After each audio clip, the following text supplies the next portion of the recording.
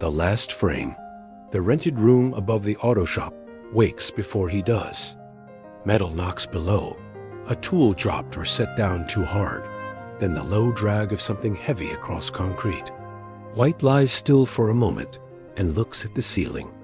Damp has spread there into a shape that could be a map. The edges blur where the plaster softened. On the knit stand, a glass of water stands untouched. A thin film of dust floats near the surface. He doesn't drink. He watches the water stay still. He leaves without making the bed. The hallway smells of old carpet and oil that rises from the shop. Outside, the air is dry again after a night that never fully cooled. The Buick takes a second to catch. Then the engine finds its rough rhythm uneven, labored, one part always half a beat late. He drives with one hand. In the other, he holds a cigarette. Ash drops onto his pants and stays there until the car jolts and it falls away. The highway runs straight and empty. Dust lifts from the shoulder and settles back down. On the side of the road, a billboard lies on its face, tipped and half buried in sand. God bless America. The letters are still there, but the color has washed out. White doesn't look in the mirror. The Blue Star Diner sits close to the road, a low building with a tired sign and windows that reflect more sky than people. Inside, the light is flat and clean. He takes the same booth. The waitress brings coffee, sets it down without asking. Steam rises and disappears into the vent above. White waits for it to cool. He runs a finger along a cut in the tabletop, an old gouge, deep enough to catch his nail. Someone carved initials there years ago. They're almost gone now, filled with grease and time. He lifts the cup once, sets it back down. The coffee is still too hot. He watches it darken as the surface stops moving. The house he goes to later is quiet. The missing insurance agent's bedroom is small. The window opens an inch. The air smells like detergent. White opens the closet. It's nearly bare, except for 3 identical gray jackets on hangers. The hangers tap each other when he moves them. A dry metallic sound. He touches the fabric and brings his hand close to his face. Soap and age. He closes the closet. The sound repeats. At the gas station, there is a phone booth that still works. The glass is scratched and clouded. The receiver is slightly sticky. He dials the number from memory. The woman answers fast. Her voice is tight. She is the missing man's sister. She wants direction.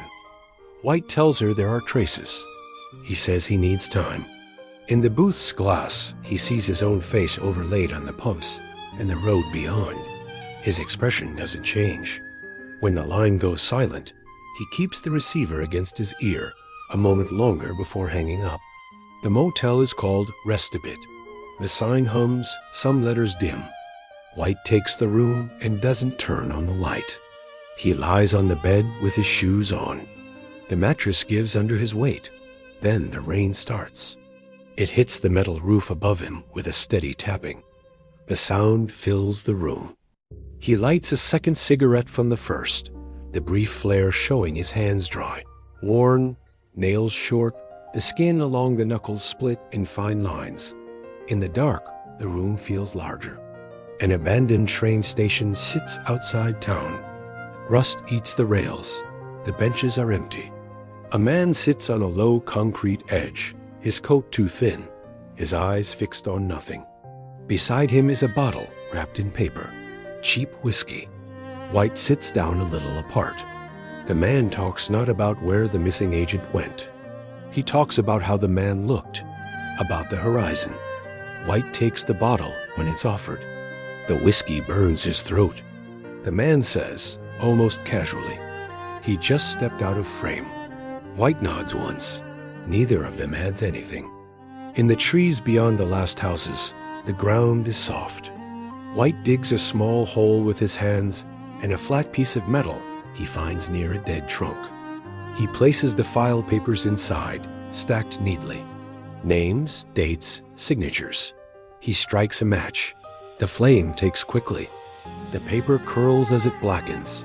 Letters collapse into ash. Smoke rises straight up. White stands and watches. His breathing slows. When the last corner turns to powder, he covers the remains with dirt. The ground is warm under his palm. Later, in a bar with no name, a jukebox plays softly. The refrigerator hums behind the counter. Ice in his glass melts and makes the drink weaker. A man sits beside him. They don't look at each other. They look at the bottles in front of them. Songs end and begin again. The room stays the same. There's nothing to discuss. At dawn, he pulls the Buick onto the shoulder. The sun rises pale and cold, more white than gold. He steps out and leans against the hood. The metal is still chilled from night. He opens the car door, closes it. His face shifts by the smallest amount. Then he gets in and drives on.